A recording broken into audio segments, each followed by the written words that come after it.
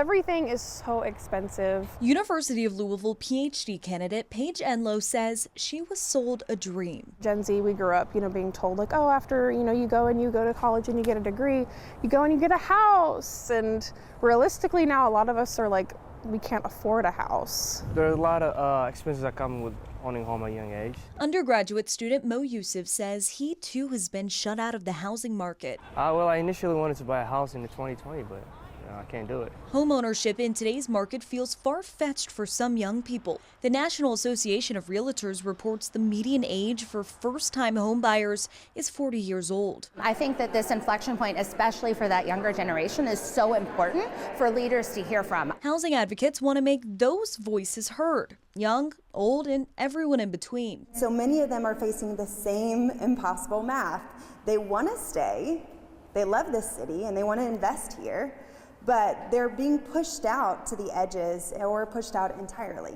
Monday, a new coalition launched named Roof Over Our Head, focused solely on affordable housing in Metro Louisville. They aren't offering loans or easy ways to get a house. Instead, Metro United Way Chief Policy Officer Liz McQuillan says the coalition will have community listening sessions to inform public policy at the city level. Investment is obviously a big thing for affordable housing. Eventually, we'll look at things like the planning and zoning process and how that works for people and how that affects how development happens. Bailey Laster telling her story of struggle with homeownership and property investment. So the reality is that we kept coming across properties where the numbers just didn't make sense. It didn't make sense for it to be our personal home. It didn't make sense to flip it. It didn't make sense to keep it and have a renter in it. Now she says she lives in southern Indiana as Louisville priced her out. The coalition will tackle housing issues beyond owning a home, saying homelessness, affordability, and homeownership is intertwined. In Louisville, Alexandra Goldberg, WHAS11 on your side. Traffic was slow moving on Eastover Court as drivers were trying to make their way to drop students off at Field Elementary. I just am more excited about having a routine for the kids. It was a little bit of a challenge to get everybody back here this morning, but hopefully they'll get back into their routine and have an enjoyable day. But the real challenge for some, just getting down this street. It's just coming through the neighborhood that feels a little nerve-wracking. It was a little bumpy, but we're here. The sidewalks, another issue. They're the responsibility of property owners. I usually wear snow boots, but today I made the mistake of just tennis shoes. Even in sludgy, messy driving conditions like this, mail carriers are going to try and make as many deliveries as they can. And we ran into one in the Crescent Hill neighborhood who earlier struggled to make a turn on this one street Eastover Court, so she had to park all the way on Frankfort Avenue just to walk her route. Frankfort Avenue was in much better shape, but business... It's been cold and slow. We're starting to come out of it, though. Before the winter storm, Kara Shelton with Margaret's Fine Consignment says she helped remind other property owners that it's on them to clear parking lots and sidewalks in a storm. Yeah, it makes them really hard to get here if this is where they're coming. They need to be able to get past my neighbors also. For those who can get here, there is one item in demand. Yeah, the coats are flying out of here. And just a few blocks away, parents will continue working to find ways to get their kids to the classroom. I was thinking I actually may need to bring a different car for tomorrow. Because this snow is not melting away just yet. In Louisville, Conroy DeLuche, WHAS11 on your side. If it's a police officer sitting behind a vehicle, 10 feet or so, they're not as easily discernible. Police Chief David Mudd is holding a fake temporary tag. Look at the comparison here. The one with speckled ink, that's the fake.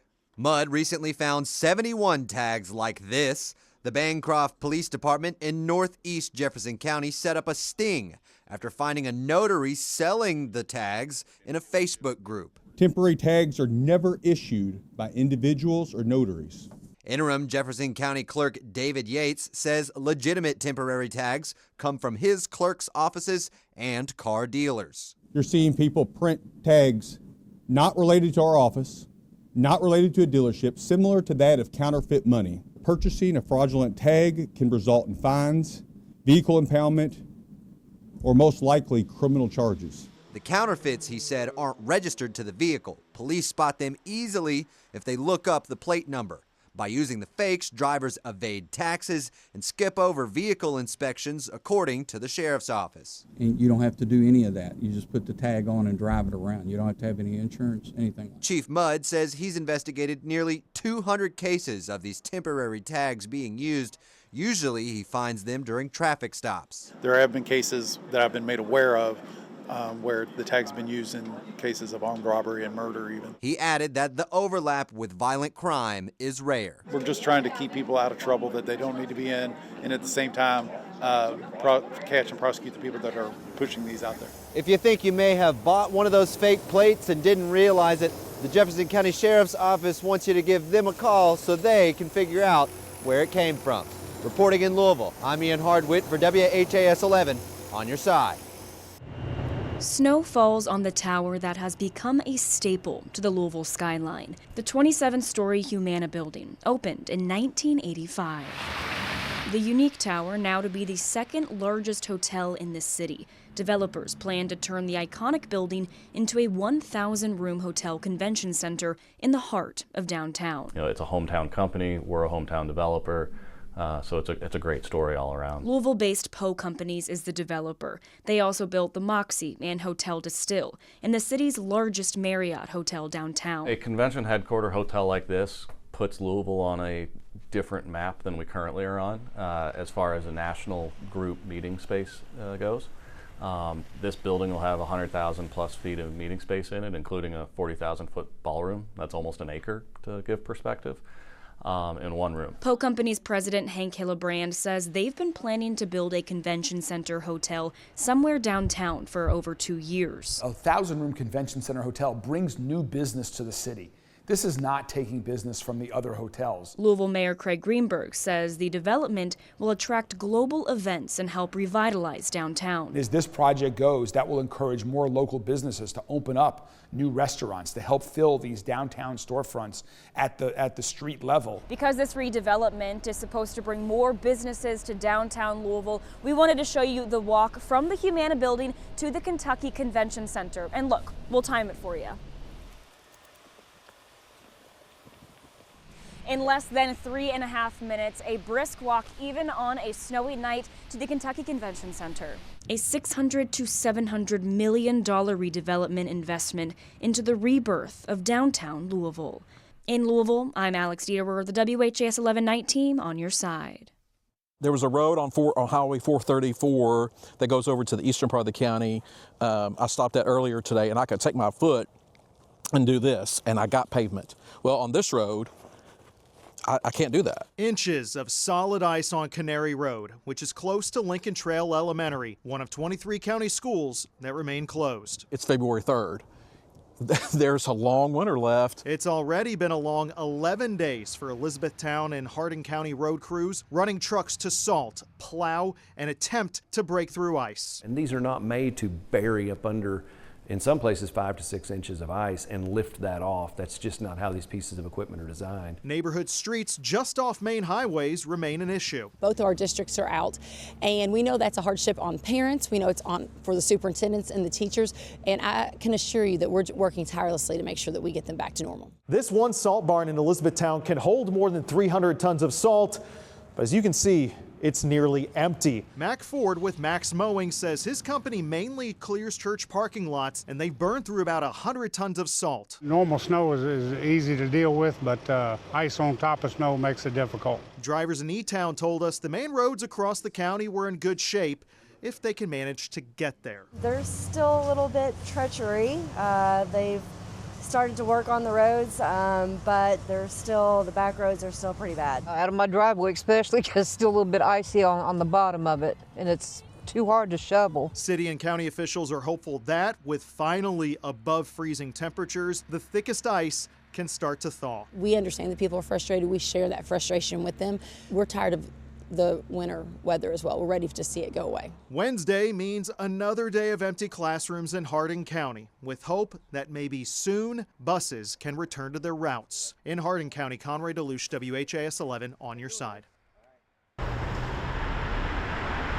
The Louisville jail is understaffed on corrections officers and has been for several years. The new president for their union, Daniel Johnson, says things are at a breaking point. The vacancies continue to grow, which increases the workload. We've got a lot of officers and sergeants down there pulling double duty. They're covering multiple people. They're covering multiple floors. The Louisville Metro Department of Corrections, or LMDC, is budgeted for 401 sworn officers, according to a 2024 fact sheet. A jail spokesperson says they are 72 officers short, including 45 positions that directly supervise inmates. Those numbers include 11 corrections officers who graduated on January 30th.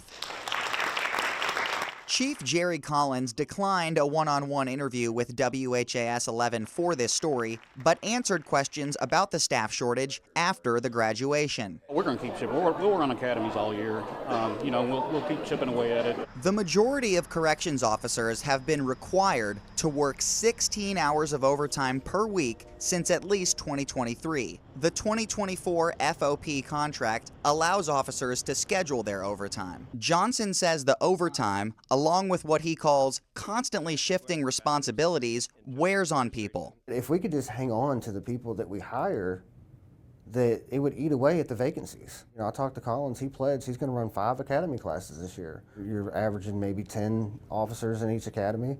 So you're looking at 50 people a year that we're bringing in. But when you have 70, 80 people leaving, that's where your issue is. And so you have to look at why people are leaving. And they're leaving because they don't feel valued.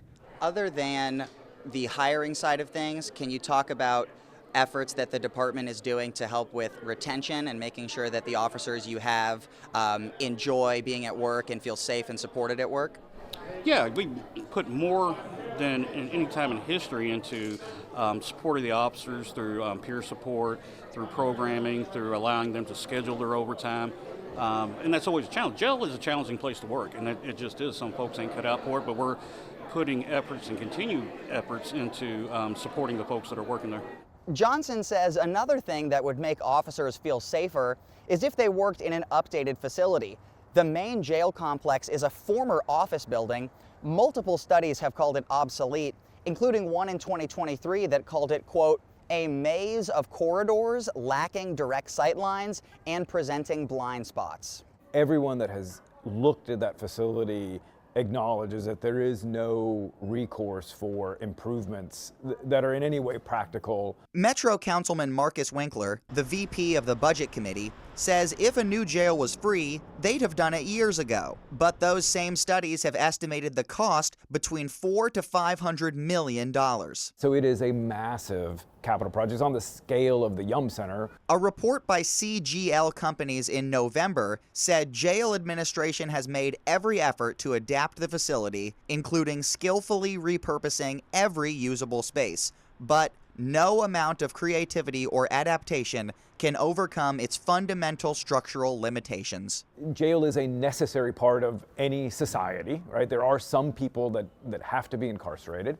And when they are, I think we owe it to them that they are there and are safe. Winkler says we need to have community-wide conversations about funding a new jail while working on diversion and anti-recidivism to keep people out of jail. Even if there's things he could be doing better, do you feel like Director Collins is the right man for the job at this time? Right now, he is for me. His hands are kind of tied on what he could. I'm sure if he could open up the checkbook and pay everybody triple their salary tomorrow, he would. Chief Collins says we'll see at least 50 new recruits take the oath of office this year. Johnson says they need more officer support and hopefully a new facility if we want these recruits to consider making it a career. In Louisville, Travis Breeze, WHAS 11 on your side. Taking JCPS students home in the Wilder Park neighborhood, this bus needed help out of an icy rut. Bus routes should be cleared out. Pamela J. Lee took the video out of her front window after picking up her kids. She'd rather see them in school than look at the slick street all day. Because missing out on work means my kids are missing out on food. And them missing out on school, they're missing out on education. People don't feel like they're getting their money's worth. So Councilman J.P. Leninger is trying to convince the rest of Metro Council to put more money towards public works. We cannot afford to have multiple weeks every winter where our city is a disaster, except for downtown, Old Louisville, some artery streets. While most of his district, like Old Louisville, is plowed, ice sheets the Taylor-Berry neighborhood. Leninger calls this Louisville's new normal. But Mayor Craig Greenberg hesitates to agree. If this isn't the new norm, the question is it worth investing in the snow equipment for the rare use compared to investing in a new library renovation like we're standing in here today? The mayor added that Public Works salted, brined, and plowed more streets than ever before during the recent winter storm. Hard to tell, but I'm standing on a sidewalk in downtown right now. These are the responsibility of property owners nearby, but the councilman says people don't actually go out and shovel them. He would like Public Works to take on that responsibility too. Leninger said he wants to carve the extra funds from LMPD's budget. Because our roads right now are a public safety issue. Being at work and you get a call from your child saying, "Mom, I'm stuck on the bus," I'll be scared. Jay Lee's eager for the snow to go and the worries to melt with it. In Louisville, Ian Hardwitt for WHAS11 News, on your side. If they don't create those jobs, they've got to repay what is owed. A top Beshear administration official calls it the carrot and stick approach with Ford Motor Company as the automaker prepares to take over the failed EV battery plant in Hardin County. The carrot is let's keep working together, but the stick is you have to repay us, and if not, and you don't create more jobs, then you're going to repay. Maybe even on an accelerated basis. For the first time, Economic Development Secretary Jeff Knoll addressed Kentucky senators publicly about the Blue Oval SK project falling apart, leading to the layoffs of nearly 1,600 Kentucky employees just months after they started making batteries. Ford has pivoted, investing billions of dollars to use the battery plant, known as Kentucky One, for energy storage units instead. My hope is, though, they stay committed to 5,100 jobs. The issue here is your taxpayer money. Kentucky loaned out more than $250 million for the Blue Oval SK project on the condition that if the plant did not meet the number of employees and wages promised, by the end of 2026, the state would get its money back. On paper, that means Ford is on the hook to repay Kentucky. But the reality is the relationship between this state and Ford goes back more than 100 years, and it's clear the Beshear administration intends to give the company more time to meet the conditions of this loan. And there is a skeleton crew that is working at the facility. We're told Ford's new energy storage initiative could take 18 months to get up and running there in Hardin County. Senator David Givens, a top Republican in Frankfort, tells me he's confident it's going to work out well for Kentuckians. Secretary Noel's commitment that the taxpayers' money will not be at risk, I trust his word. We're going to try really hard to make this work. We want it to work for Ford. We want it to work for the citizens of Kentucky. Those living in Glendale are still hoping the years of work that went into building this massive facility won't go to waste. In Frankfort, Isaiah Kim Martinez, WHAS 11 on your side. Come on. It's not every day you get to witness something extraordinary. But walking through this room at U of L Health's Fraser Rehab, Whitney Stevens is doing just that. Just around the corner is her 3-year-old son, Elliot, learning to take steps no one could promise her. That's him in the middle of a 90-minute therapy session, but you'd never know it. For Elliot, this isn't work. Very happy, a lot of smiles. See a farmer and his tractor from the train. It's play. He gets excited and his little legs start going. Go. Which is a miracle in itself. If you were to see him out, the only thing that is different about him is that he's in a wheelchair. Good job, buddy. Elliot was born with spina bifida, a condition that can damage the spinal cord and affect mobility for life. But a highly specialized and risky surgery performed before he was even born changed what doctors thought was possible. Elliot really is one of the first patients with spina bifida that we've worked with, and the reason for that is that unique surgery that he had. Big fire truck. For a team who specializes in spinal cord injuries, This is almost a new frontier for us. Kelly Dartery has been a physical therapist the last 12 years, specializing in pediatric neuro recovery. It's one of the few programs like this in the country, drawing in kids as far north as Canada. Oh, no. Oh, no. No, not a fire. Elliot's mom started sharing these moments on social media. I kind of got to a point where it was like, why are people not seeing this more? It's such a small program that people don't know it's there. I mean, this program gave me hope. The videos quickly caught the attention of millions of people across the country. I don't think any of us expected it to get that big. Are you ready? Many praising the therapists behind the scenes. The reality is they're on a treadmill for 60 minutes, and that's a 3-year-old boy. So you want to make sure that it's really exciting and he's really engaged. You go. So are they. Last night I watched those videos back and I laughed for probably 30 minutes because it was so funny. We need the fire hose. You're going to put out the fire. It's a job filled with passion, science, and hope. In my time in the healthcare system, I would say what I'm seeing with him is remarkable. Elliot's been coming here most of his life. Total game changer. On my way. Driving the hour north to Louisville from their home in Upton, Kentucky. Look at you, Elliot. For moments like this. Back in November. Being able to see my son walk for the first time by himself in a walker, I mean, it brought a lot of tears to my eyes because I never thought I was going to get to experience that. Just got chills. It was incredible. I felt in my bones it was going to happen, but when it did still feel surreal that it was actually happening. Proof that something extraordinary is happening with every little step. Until the day he walks out of here on his own. In Louisville with Chief Photojournalist Philip Merle, Brooke Hash, WHAS11 on your side.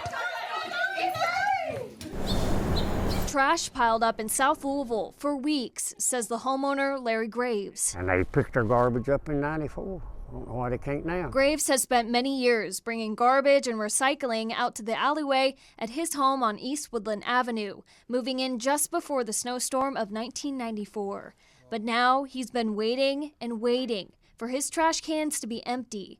Here, Larry's trash and his neighbors is overflowing. 15th of January is the last pickup on garbage. He's kept track of the dates and says he hasn't had recycling pickup for about a month. It's aggravating, and it's disheartening. You know, you pay your taxes, then they don't want to do the work. Winter weather and cold temperatures have impacted services in the metro. There were 2 service cancellations through Public Works due to the weather. And the weather has left a clear layer of ice and snow on his alleyway. And the lady asked me, can we get through the alley? I said, yeah, I'll go up and down the alley every day. So I don't know why a garbage truck couldn't get through here. Some cars are getting stuck if they fall off the tracks. Neighbors say another alley nearby has had waste service recently. Graves says he reported the issue to 311 and called the mayor's office and his councilperson, but hasn't heard anything. A Public Works spokesperson says garbage collection is on schedule, and some of those earlier cancellations on services were due to waste management staff members who moved over to the snow team to clear roads. Can't go much longer. I had to borrow a can. Looks like Larry will have to wait several more days for his scheduled pickups. With photojournalist Levi Hammer, Clarice Shaley, WHAS 11 Night Team on your side.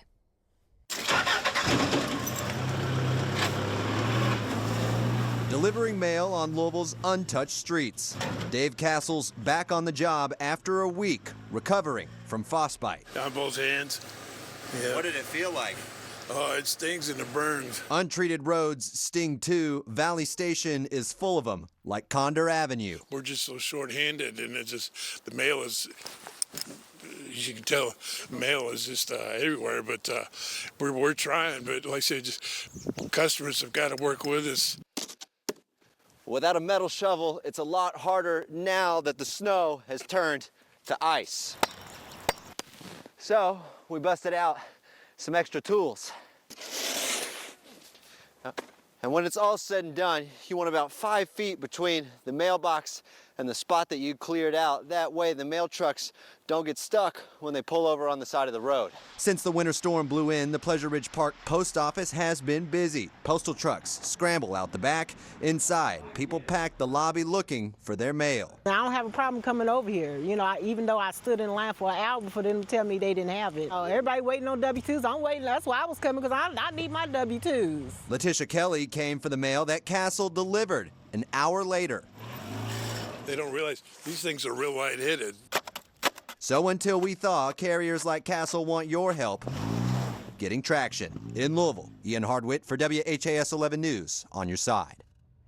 The Beshear administration is asking Kentucky lawmakers to add 16 more medical diagnoses to the list of conditions that could qualify a Kentuckian for a medical cannabis card. Crohn's, arthritis, and Parkinson's disease are among those on the list. Very excited that Governor Beshear is advocating for these patients, and hopefully the General Assembly will follow. Dr. Jeremy Hazley is an anesthesiologist and certified medical cannabis practitioner, meaning he can approve patients for a medical cannabis card. He says adding diagnoses like HIV, ALS, and other terminal illnesses is necessary. A lot of the diagnoses that the governor is looking to add also include just malnourishment, and the appetite stimulation that medical cannabis can provide can certainly change a lot of the way that these patients are being treated. Governor Andy Beshear speaking at a news conference Thursday, saying Kentucky should follow other states. In most other states that have a medical marijuana program, these are conditions that are covered, and they are conditions that our board of physicians and advisors have recommended as proper. He says expanding the list could help provide relief to about 430,000 Kentuckians that don't currently have access to medical cannabis. Dr. Hazley says that's thousands who could turn to cannabis as an option for treatment rather than opioids. Obviously, diagnoses like chronic pain, these patients have been on chronic opioid conditions and suffer the side effects, whether it's the constipation or even including addiction. He says he often hears from patients suffering from these 16 conditions. Some have already qualified under diagnoses such as chronic pain, or 5 other diagnoses that currently permit Kentuckians to buy cannabis legally. A large majority, even with the limited access that they had over the past year, are incredibly thankful. Now it's up to the Kentucky General Assembly with a Republican majority to decide if they'll draft legislation this session. In Louisville, Alexandra Goldberg, WHAS11, on your side. Looking for votes in the conservative-leaning Valley Station, Republican U.S. Senate candidate Andy Barr is talking to veterans like Jim Rubel. I don't know. I've not made up my mind yet. Still undecided. Rubel reflects what 2 independent polls are showing. A big chunk of GOP voters have not yet made their choice on who should replace Senator Mitch McConnell. I just want to get a feel of all of them. Barr is a sitting congressman from Lexington. Did President Trump or his staff ask you to endorse Ed Galbraith? No, this was a decision I made on my own. He turned heads this week after turning on fellow Republican and Kentucky Congressman Thomas Massie, instead throwing his support behind Ed Galbraith of Shelbyville. He's the Trump-endorsed Republican tasked by the White House to unseat Massie. Massie and the president clash often on policy. I mean, was this for Trump's endorsement, bottom line?